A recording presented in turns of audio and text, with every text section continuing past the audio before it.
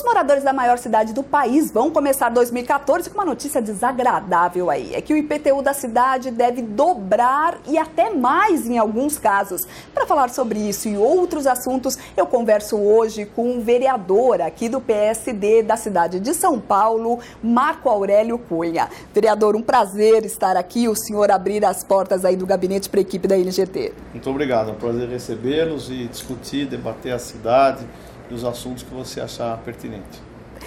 Vereador, para começar, vamos falar aí da polêmica do IPTU. Mais de 100% de aumento, muita coisa. O senhor foi contra, não foi? Claro que fui contra. E é preciso estabelecer alguns parâmetros, né? Na gestão Kassab, por volta de 2008, nós fizemos uma votação que realmente atualizava a planta genérica da cidade. O que é isso? Que, em geral, o valor que está posto no IPTU, né, é um valor aquém do valor de mercado, do valor da valorização. Então fica aquele número muito baixo em relação àquilo que o imóvel representa. Então houve uma atualização pesada, difícil, eu votei a favor porque realmente havia 8 anos de congelamento do IPTU. Então naquele momento, com 8 anos de congelamento, era preciso... Estava na hora de revisar. De revisar. E foi pesado, foi ruim, mas absolutamente necessário pelo tempo passado de congelamento. Desta vez, não há muita justificativa, é apenas para arrecadar mais. E chega-se a uma conclusão de que cada vez aquele que é da classe média, da classe um pouco mais elevada, que construiu parte da cidade, do seu patrimônio, fica devedor o tempo todo das contas sociais. É evidente que quem tem mais pode pagar mais e até deve pagar mais, mas chega um momento que a exaustão desse pagamento, inclusive quando há grandes distorções. Se fala em adensar o centro, que o centro era um lugar que só à noite ninguém habitava, as áreas de risco do centro por falta de habitações, querendo trazer as pessoas para perto do emprego, e de repente se faz um IPTU impossível desses prestadores de serviço que moravam mais longe vir morar no centro. Então, é uma política totalmente contraditória à prática ou o desejo de anteriormente. E o senhor também destaca aqui a grande quantidade de moradores idosos aqui na região do centro. Então, você pegar Santa Cecília, exatamente Santa Cecília, alguns de Higienópolis, uma parte mais baixa de Higienópolis, Perdizes, Pompeia. Você vai a Pompeia, eu vivo em Perdizes, Pompeia, Sumaré, são famílias de 40 anos, 50 anos que estão lá. Eu posso dar o exemplo típico da minha mãe. Professor aposentado, 82 anos, mora num sobrado que foi primeiro alugado, depois comprado, um sobrado bom, nada de excepcional, um sobrado bom, que vai ter uma carga de IPTU que sinceramente é injusto para quem deu aula em 3 períodos a vida inteira, tem uma aposentadoria, tem 2 aposentadorias, uma do Estado e uma do INSS. E que priva a minha mãe de outras oportunidades. É claro que os filhos podem ajudar, mas não é justo. Aí quem não tem esses filhos? E quem não tem filhos que talvez tenham sido bem-sucedidos? Quantos aposentados ainda colaboram com os filhos, com seus netos, etc. Então, você priva dos remédios, que hoje, uma cesta de remédios, nós estamos trabalhando pela desoneração dos impostos, uma cesta de remédios é R$300 por mês de um idoso. Olhe lá, hein, quando não é muito mais do que isso. Então ele tira da aposentadoria e ele vai pagar imposto. Né? Ficou muito pesado para essa turma de longevos, felizmente, 70, 80 anos, que conservou seu patrimônio e não quer sair dali. A especulação imobiliária houve uma valorização muito grande.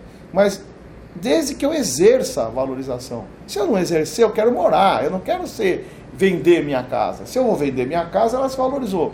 Mas e se eu sou um morador de 40, 50 anos com a minha mãe na casa dela, que não quer sair da casa dela, quer morrer na casa dela, ela vai ter que vender para exercer o lucro e morar muito mais longe? Então onde está a regra disso? Né? Beneficiar a periferia é evidentemente necessário. Isentar todo mundo é muito questionável. Que essa isenção de IPTU de um grande número de habitações, eu acho que há muitas delas que poderia sim pagar uma taxa mínima.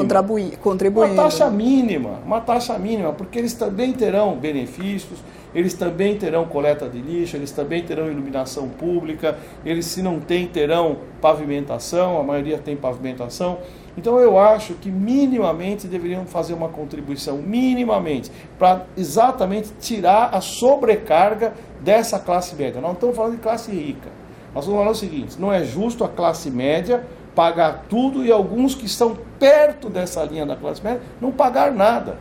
Então nós estamos criando ali uma fronteira. O prefeito Haddad, que eu tenho muito respeito e gosto dele, disse que nós temos uma barreira entre ricos e pobres. Está criando outra barreira, porque está criando uma barreira onde os classe média vão descer e evidentemente nem sempre os mais pobres vão ascender. Nós vamos criar mais uma linha de pobreza ao invés de aumentarmos a linha de satisfação.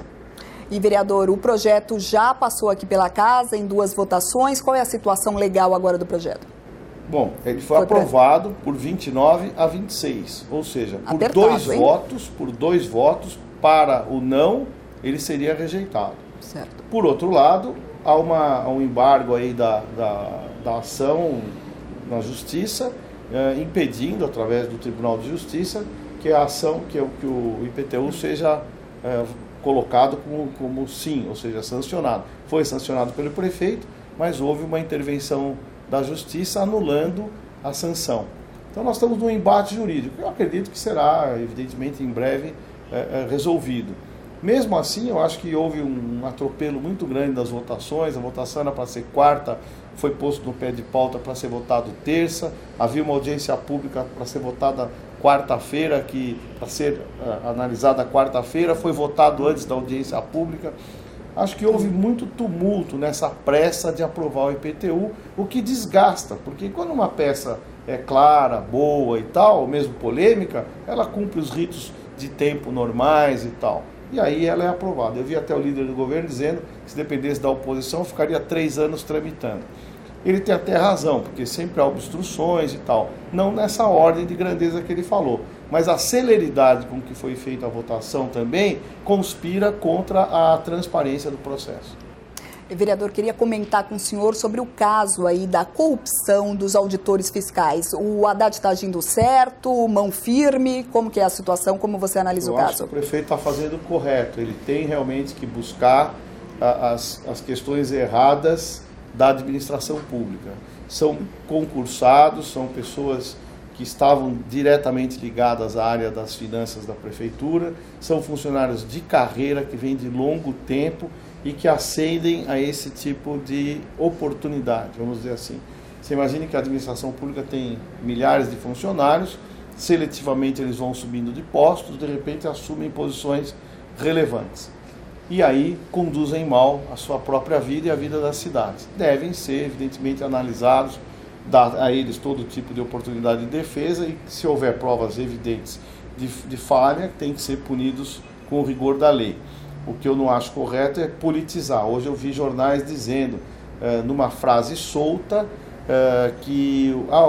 acho que quase que tentando se aliviar, o funcionário tentando minimizar a questão ou tumultuar a questão, falar, então tem que chamar o prefeito, o secretário, que eles também estavam comigo e tal. Ou seja, estavam na administração, mas não participavam disso. E a manchete do jornal é que o prefeito Kassab sabia de tudo, quer dizer, dizendo com a informação do culpado, do eventual culpado. Ao mesmo tempo, quando é acusado o secretário de governo, é minimizada a questão, dizendo que ele está absolutamente fora dessa...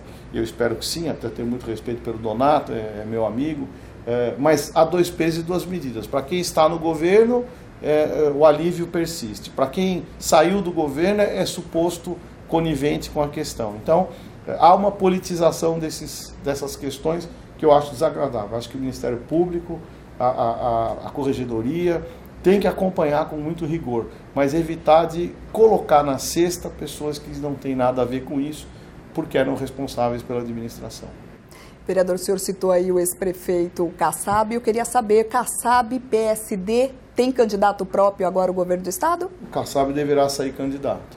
É o que ele tem dito a todos nós. Acho que ele deve sair, ele deve saber exatamente a posição que o PSD tem que colocar-se em relação ao governo, ao município, marcar também a sua posição, e eu espero que ele saia candidato a governador uma chapa forte e única do PSD para fortalecer o partido realmente. Vereador, antes da gente seguir aí para o segundo bloco, só mais uma pergunta. A gente está falando sobre eleições, e aí, eleições também. E o senhor sai candidato aí a 2014 para a presidência de São Paulo? O São Paulo sai o Calil Rocha Abdala, né, que é o meu candidato. Eu optei por não sair ainda, por uma questão de ser muito próximo do ex-presidente Juvenal Juvencio, pelo menos fui muito próximo dele, achei que não estou aqui contra o presidente Juvenal, ao contrário, eu estou buscando uma alternativa sucessória que é absolutamente democrática, encerra o período dele, começa um outro período. Nesse outro período eu tenho as minhas opções, tenho as minhas escolhas que não são as dele. Então nós só temos divergência nas escolhas. Preferi apoiar o Calil, que tem uma história muito grande no São Paulo, provedor da Santa Casa, um homem que cuida de um orçamento de 1,2 bilhão anuais da Santa Casa, que é algo que só tem custo, né? Imagine se ele puder estar à frente de um clube que tem receita muito produtiva e fará muito pelo São Paulo. Então achei que era o momento do Calil sair candidato. Quem sabe daqui a 3 anos ou 6 anos eu possa sair. Perfeito, a gente volta então, o NGT Entrevistas vai fazer um pequeno intervalo e a gente volta. O vereador vai contar a trajetória de vida política dele. Não saia daí, a gente volta já já.